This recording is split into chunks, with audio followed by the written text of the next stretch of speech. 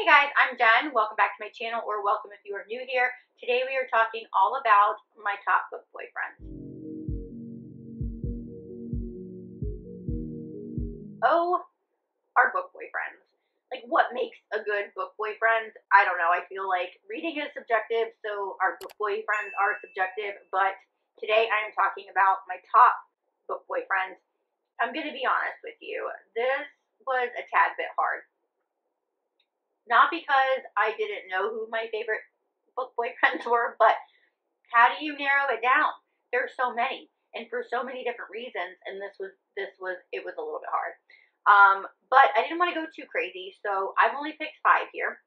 Now, that being said, come at me in a couple days or a week, and a couple of these might be interchangeable and might change, but as of right now, these are my top book boyfriends, and I will tell you why. But first, I want to mention that this is a collab video that I am doing with Amber from Amber Reads Romance and Mandy and Jessica from Bessie Book Reviews. I will leave their information down below, and I will link the videos to their book boyfriends as well. So once you're finished with this video, go check them out. I am really excited to see who their top book boyfriends are. I have a couple guesses, but I'm going to keep that close to the cuff right now. But I am really excited to see who made the cut. But we are talking about my book boyfriends now, so let's get started. My first pick for my top book boyfriend might be a little unconventional. Might have a few of you scratching your heads and thinking, girl, what? But hear me out. My first book boyfriend that I'm going to talk about is Mr. Zade Meadows from Haunting and Hunting Adeline. I know. But there is a reason. Not because he's some morally great character who does some questionable things, but also because he's a morally great character who does questionable things. It really is just Zade for me. He doesn't play games. He sees what he wants and he goes out and gets it. And I also know that that is and can be a red flag, but if we're taking all of him in, everything that we know about him, he is fantastic. And I also feel like he uses his red flag behavior and his sexual prowess. I feel like that is an outlet for all the good that he does in his professional life, and he does some damn good. And I feel like that endears me to him even more. And it's also just him. Like, he thrives off of you. He will protect you. He will also show you how to protect yourself. I don't know. It was Zade. Out of all the book boyfriends that I had, and I was combing through and trying to create this list, he just kept popping up for certain reasons for me. So I had to put him on this list. Zade Meadows for the win, y'all. My next book boyfriend is Judicetti, or Lucky, from Don't Kiss the Bride. There is just something about this man, you guys. When I think of him, he's like comfort to me. I don't know. He's just pure comfort. And I gravitate toward this man. I loved his character. I loved how dynamic he was. And I think I also love the fact that he looks like a bad boy. He's got the tats. He's got the long hair. He rides the motorcycles. He fixes up classic cars. He knows how to do things with his hands. And I'm not just talking sexual. Like, he can build you a house. He knows how to do some shit. And, you know, maybe it's because I've been spoiled by my husband, who knows how to do, like, literally almost anything, which is awesome, but it's also kind of, like, annoying sometimes, because I'm like, I mean, can we just, like, can you not know how to do something? But there's just, I just love it. I love the fact that he can go and build you a house at night, work on your classic car, and then come home and cuddle with you on the couch and watch your favorite movies, old movies. He listens. He remembers the small things. He's comfort to me, and I just love him so much, and that's just, he had to be on this list. Moving right along. I don't think that this one is going to be a surprise. I really don't. My next book boyfriend is Emerson Grant from Praise by Sarah Kate. Is it a surprise?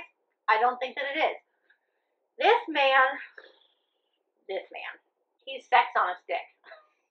I mean, he's just, he's got everything that I love. He's a little bit taboo. He's a little bit forbidden. He also really got me intrigued and kind of opened and welcomed me into the world of dom sub relationships and BDSM, but like not really, in the sense of I had read plenty of dom sub relationships prior to this. I had read plenty of books with BDSM in it, but I think it's the way that Sarah Kate brings you into this world, and she explains and really explores this world the way that she does, that just really opened my eyes to a lot of things.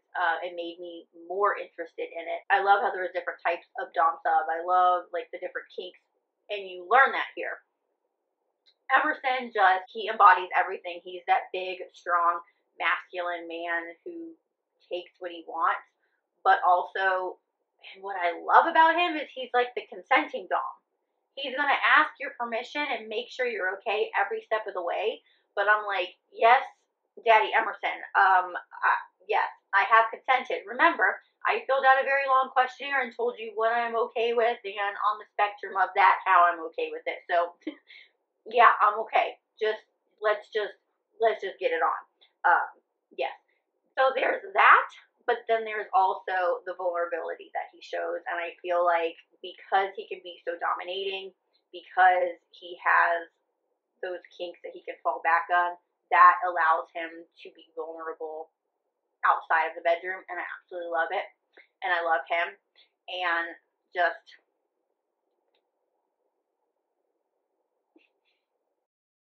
Alright, we are to my last two book boyfriends, my top two book boyfriends, one of which I don't think, again, is going to be any surprise to anybody who's been around at all.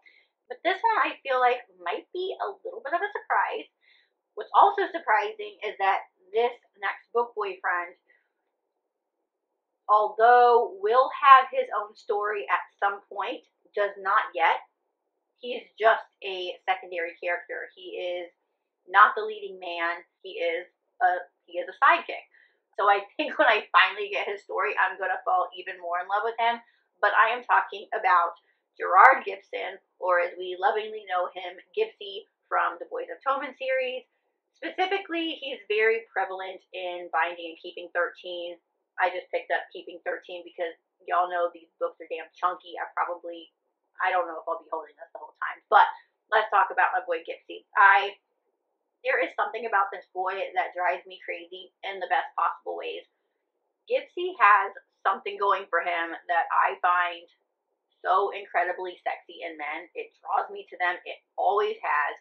And that is a sense of humor. Not just any sense of humor. Like, don't just go grab me a comedian off the street and I'm, like, in love. No. It is specifically the sense of humor that Gypsy has. And it's so hard to pinpoint. It's like this dry-ish sense of humor, but these one-liners, it's like you're not really trying to be funny, but it just comes off that way. It's like it's catnip to me. I don't know what it is. It's always been like that. It's always this particular sense of humor, and Gypsy has it. Every time he came into a scene in these books, I absolutely just lit up.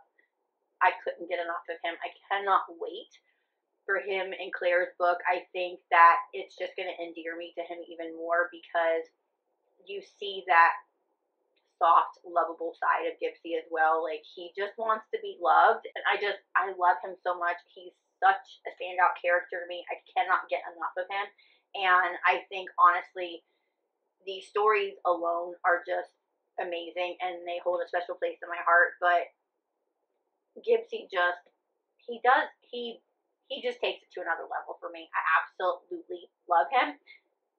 I love him. And that brings us to my top book boyfriend, the number one, the coveted Spot.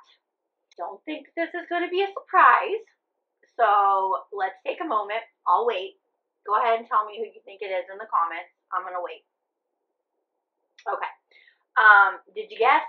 If you guessed Konstantin Kornikova or Kova from the Offbound series by Lucia Franco, then you were absolutely correct. This man, I mean, damn. He embodies everything. It's the angst, it's the dedication, it's I'm just like staring at the book because I don't even, I mean, it's Kova. I am obsessed. I am obsessed. Is he perfect? No. Is anybody perfect? No. But he's perfect to me. It's the whole package. It is the love. It is the connection, that soul shattering connection. I mean, there just really is like, there's not enough words. Therefore, I have no words. It's Kova for me. He is my top.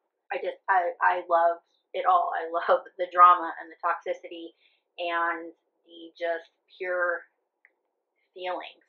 The man gave me feelings. That's just number one. There you go. Kova. I'm done. I'm done. And there it is. Those are my top 5 book boyfriends.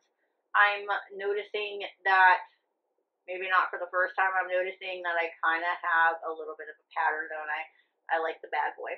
I like the look of a bad boy, but the good boy on the inside. I might have a little bit of a problem, but that's okay. That's why we like our romance books, because we can have them all wrapped up in a tight little bow, can't we? Anyway, this was super fun. I kind of want to do this again. I feel like maybe doing another one at the end of the year, and we do my top book boyfriends of 2023, maybe?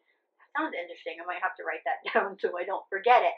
But this was nonetheless really fun. I cannot wait to go over to Amber, Mandy, and Jessica's channels and see who their top book boyfriends were. Like I said, I will leave their videos linked down below for you. But in the meantime, let me know who your top book boyfriends are, and I will catch you guys next time. Thanks for hanging out today, guys. If you like this video, please give it a thumbs up and subscribe if you're not already, so we can talk more about those hot, steamy boys. Until next time, happy reading. Bye.